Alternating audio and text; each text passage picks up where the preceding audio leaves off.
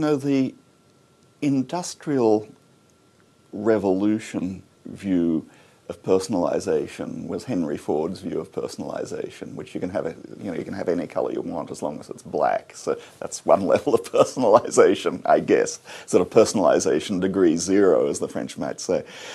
There's been a huge amount of interest in recent years in using sophisticated industrial technologies for production, supply chain management, and distribution and marketing in more flexible ways that enable a great deal more consumer choice.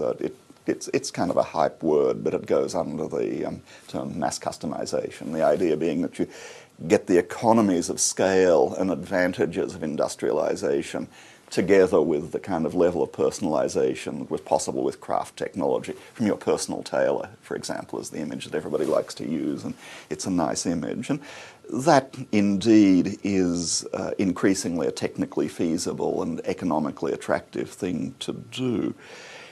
In order for it to be meaningful, of course, it has to be related to identity, because you want to have a system in which when you're producing something, you know who it's for, and then you can tune it to the known preferences and needs of that individual. So that's how, in principle, these two things fit together.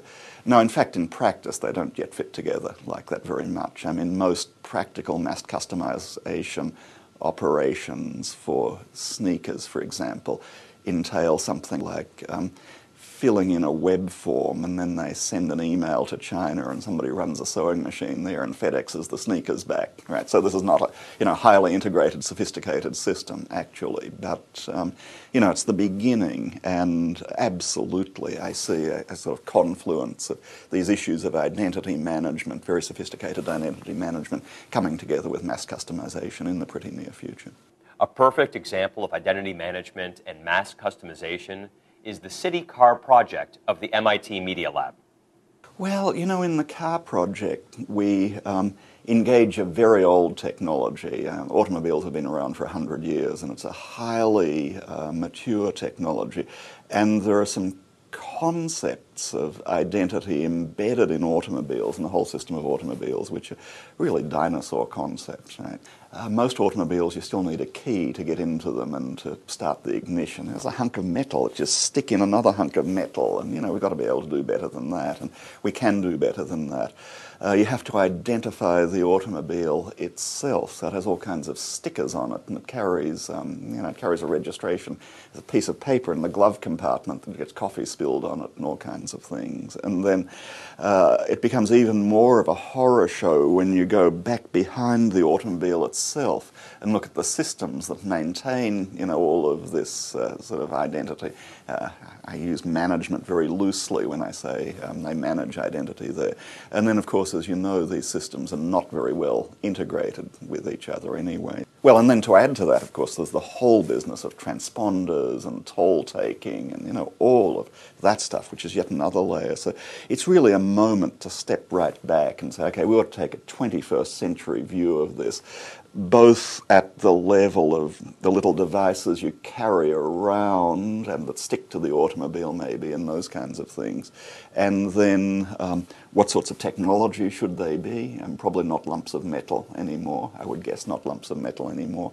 And they should be, integrated with very sophisticated energy management technology that operates in the background. So we know how to do a lot of these things, but we haven't done them. My part on the research team for the City Car in the Smart Cities group was to explore how identity and personalization will play out in the car and the intelligent transportation infrastructure of the future. What if your car in the future, based on your personal preferences, could not only have all the ergonomics and radio stations and so forth customized for your specific preferences, but what if also the outside of the car could change colors? Based on technologies developed here at the Media Lab, e-ink, now that's possible. We're modeling that car today. The color of the car is an important indicia of the identity of the driver. What if that color and those patterns could dynamically be generated based on the preferences of the driver in the same way an MP3 software skin is today? What if, for example, you could have dynamically generated messages from your favorite RSS feeds, political messages, advertisements, messages to people in other cars?